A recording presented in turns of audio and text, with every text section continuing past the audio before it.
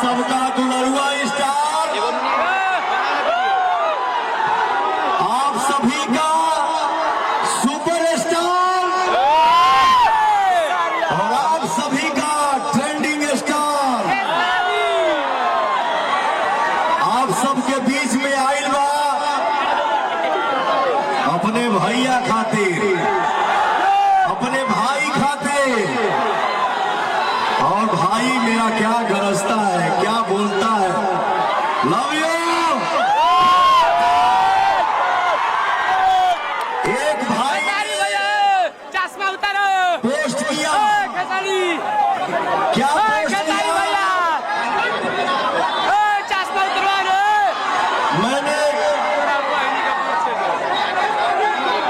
मैंने एक भजन गाया था, जौने गाना के बोल ये है कि शक्ति बान लगल लक्ष्मण हर डूबे घुराई, अखिया खोला बबुआ कहब के छोटका